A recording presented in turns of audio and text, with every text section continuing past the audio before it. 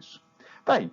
A partir da abertura que a gente teve, né, dentro desses métodos semi-empíricos, investigando dessa forma de análise crítica, veja que nós temos, então, uma aplicação que nos remete a investigar também mais o que acontece, né, ou abrir, vamos pensar assim, o que seriam os métodos e critérios de ruptura. Tá? Então, na linha de pesquisa de métodos de transferência de carga, nós começamos a investigar o que significa, né, o abrir a caixa preta da curva carga-recalque, o que é que tem ali dentro. Então, na época, já o professor Faisal trabalhava com os métodos semi-empíricos baseados nas leis de Camberford, ok? E com ele, então, a gente começou a fazer algumas análises e algumas investigações. Bom, temos aqui, então, a nossa proposta, né, a proposta de como se calcula estaticamente a prova de carga, ou a capacidade de carga, né, a partir do método semi-empírico. Lembrando aqui, então, a forma como nós fizemos a generalização do método. E vamos olhar agora a aplicação desses valores ao ensaio de prova de carga. Aqui, estou adotando a nomenclatura usada pelo professor Faisal, carga no topo da estaca P0 e recalque no topo da estaca Y0. Muito bem. Vamos dar uma ampliadinha para a gente enxergar melhor. Como é que a coisa acontece, então? A forma da curva carga-recalque está dada aqui, né? Então, atingimos um recalque máximo e uma carga máxima no ensaio. E agora vamos olhar o que acontece em cada um dos trechos que essa curva pode assumir. Ou seja, vamos abrir a caixa preta, né? Nesse caso, então, aqui primeiramente um ponto 3, né, como foi denominado nos trabalhos do professor Faisal, um ponto M, um ponto 4 e ponto 5. Esses são pontos notáveis dentro da curva e cada um deles, então, cada trecho desse tem um significado. Bom, vamos lá. Colocando, então, aqui uma estaca para a gente fazer o comentário do que significaria cada trecho desse ao longo do desenvolvimento do ensaio, nós temos, então, a ideia de que essa estaca está atravessando duas camadas de solo, uma primeira um pouco menos resistente, uma segunda mais resistente, tá? E nós vamos aplicar a carga P0 aqui no topo dessa estaca. O que nós vamos analisar? Nós vamos analisar justamente o valor de resistência, né, de atrito lateral, no caso a tensão de atrito lateral desenvolvida em profundidade, seria a transferência de carga em profundidade, portanto. Quando a gente começa então a analisar isso, o primeiro solo, né, camada 1, ela tem um valor limite aqui representado por RL1. E a segunda camada de solo, mais resistente, tem um outro limite de atrito lateral chamado RL2. Estão aqui representados esses dois. Tá? Quando se começa o ensaio e se acresce cargas, então até um determinado ponto, o que está acontecendo aqui em termos de desenvolvimento de atrito lateral? Então nós temos um valor de atrito lateral desenvolvido ao longo do comprimento da estaca, né? Então ele começa aqui com um valor e vai distribuindo carga para o solo, né? Então, portanto, a deformação da estaca ela vai acontecendo de cima para baixo, até chegar a um ponto aqui em que praticamente a estaca ainda não está sentindo tensão, porque toda a carga que foi aplicada ela já foi distribuída por atrito lateral. Né? Quando a gente analisa, então, para chegar agora no valor P03 de carregamento, tá? Então chegamos com a curva aqui, o que está acontecendo lá? No topo da estaca já se atingiu, então, o limite RL1 de atrito. Né? É isso aqui que representa, então, o ponto 3. E a partir daqui a curva começa a ter uma curvatura, né? Obviamente. Mas, enfim, até aqui ela veio pseudo-linear, e aqui ela começa a ter, de fato, uma curvatura mais nítida.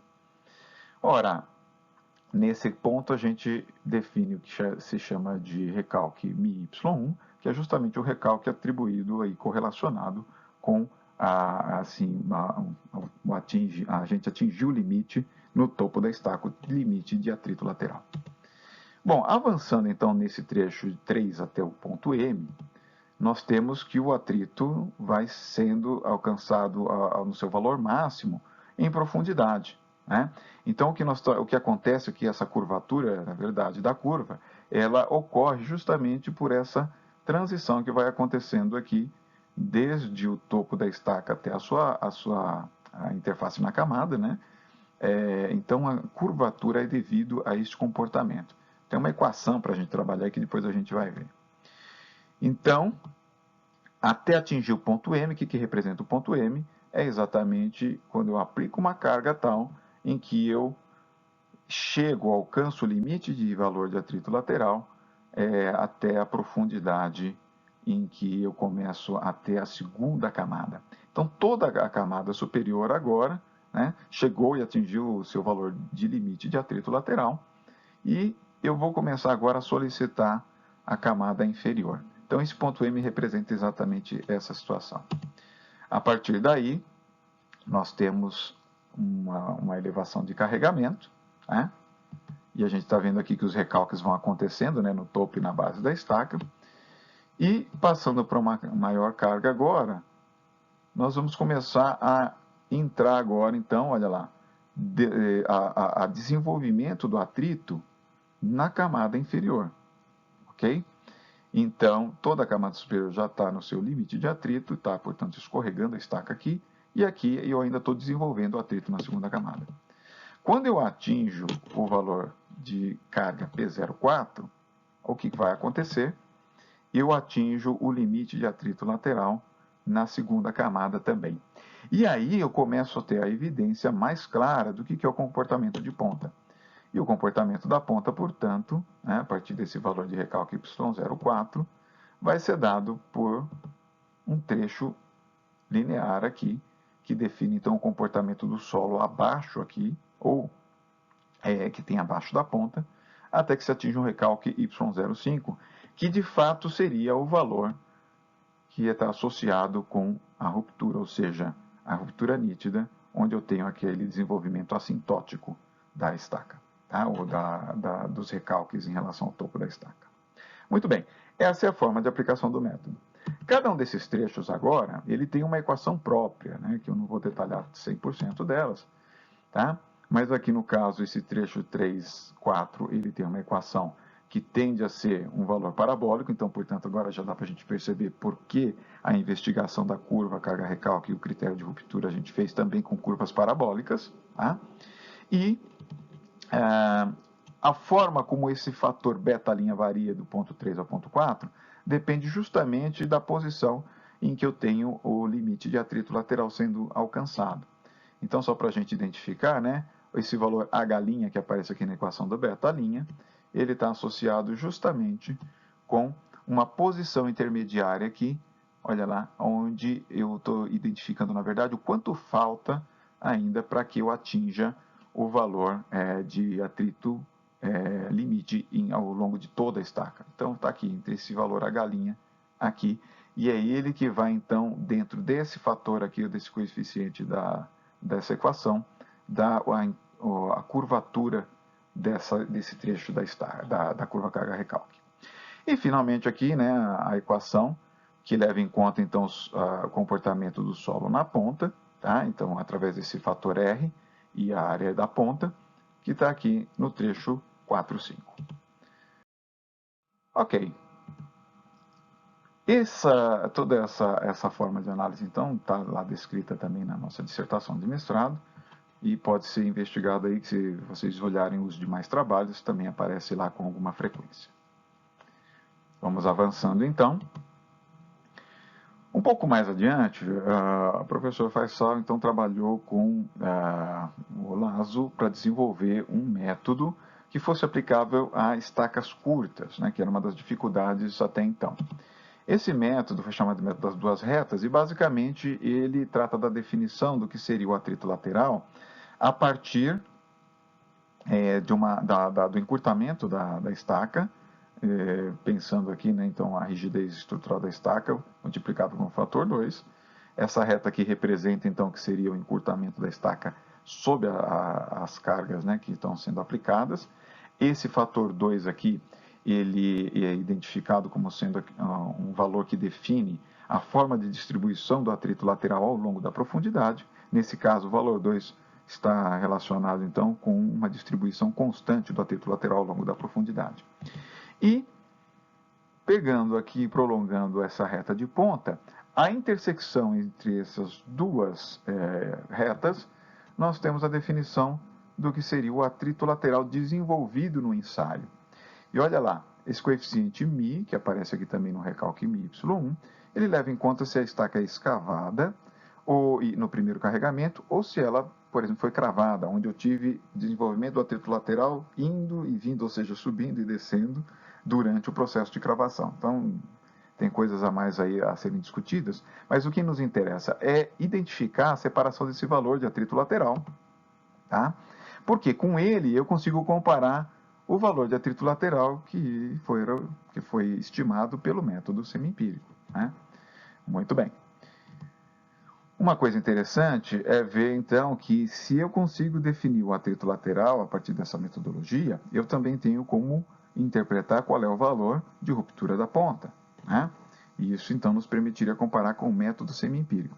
Então, abrir a caixinha do método semi-empírico tem tudo a ver, né, com aquela análise crítica, a abrir também, ou seja, pegar o método, né, de transferência de carga para abrir a caixinha da curva carga-recalque também, e aí começar a comparar uma coisa com a outra de maneira mais interessante. É evidente que se eu tiver uma prova de carga instrumentada, isso tudo já é obtido diretamente, mas quando não tem a prova de carga instrumentada, então esse é o caminho para a gente separar o que seria atrito e ponta a partir da análise da curva carga-recalque. Muito bem. Tem uma questão importante que é assim, a gente nem sempre consegue alcançar esse ponto 5 durante o ensaio de prova de carga. E isso nos leva, então, à situação de termos o nosso valor, então, tá aqui, né? De carga máxima alcançada, ela não chega a definir esse ponto 5. Eu posso ter a definição, então, dessa da reta 4, né? Isso é importante porque senão eu não consigo aplicar esse método, eu não consigo traçar esse alinhamento aqui, mas eu não necessariamente consigo achar o ponto 5 no ensaio. E aí isso tem uma consequência. A consequência é que se eu só cheguei até aqui e consigo definir o atrito lateral, eu não tenho o valor de ruptura. Eu tenho apenas um valor de mobilização da ponta neste ensaio. Portanto, esse valor QP, né, nesse tipo de situação, não nos permite inferir o valor de ruptura da ponta, apenas, né, o valor de mobilização. Isso é uma coisa muito importante. Nesse método, então, eu consigo ter mais certeza do valor de atrito lateral do que, obviamente, de ponta, o que faz um pouco de sentido quando a gente está desenvolvendo, então, toda essa análise.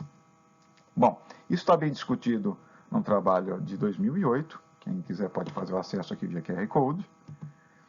E o que foi feito, né, para analisar um pouco como essas curvas, ou seja, essa curva de transferência de carga, analisada dessa maneira, se relacionava com os critérios que nós discutimos lá.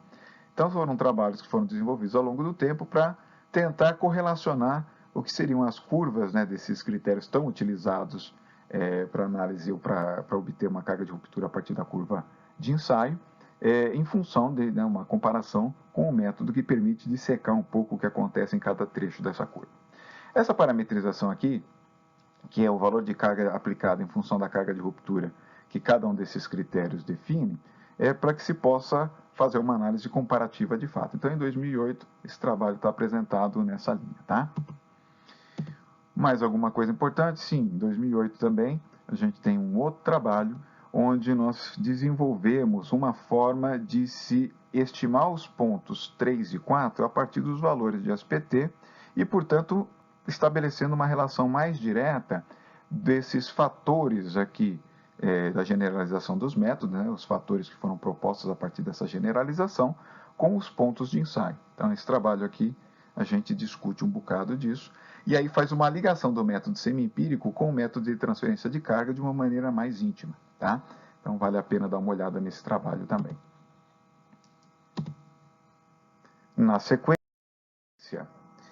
avançando, né, já para o item 2.4 ali daquele nosso roteiro inicial da apresentação, nós temos a evolução do método proposto, né, para as leis de Camberfort, né, feito por Marques e Massad em 2004, nesse artigo aqui, um método das duas retas modificado, que, na minha visão, é o update, ou seja, nós estamos agora, né, dando passos adiante na evolução do método de transferência de carga. E aqui o que é que muda em relação ao que eu expliquei anteriormente? Tem um ponto 2 que aparece aqui, então temos praticamente dois trechos lineares, antes da gente ter esse trecho de curva, né, na equação, e esse valor inicial aqui, B1, tá? Esse valor B1, ele então especifica uma resistência inicial que a estaca apresenta, né? Nesse trabalho foi discutido estacas com bulbos, então o bulbo ele estaria representado por esse valor B1 aqui. Então as equações são basicamente as mesmas, né? Porém aqui apresentadas de outra maneira, tá? Em função de P0 e não, né, necessariamente de Y0 como a gente estava trabalhando antes. Mas basicamente o método funciona da mesma maneira, com duas retas, só que agora há uma influência desse valor B1 no valor do atrito lateral, quando eu acho a interseção aqui dessas duas retas, e portanto a gente tem que identificar esse valor a partir do valor de B1 para fazer a correção e separar o que é o valor do atrito lateral. Muito bem.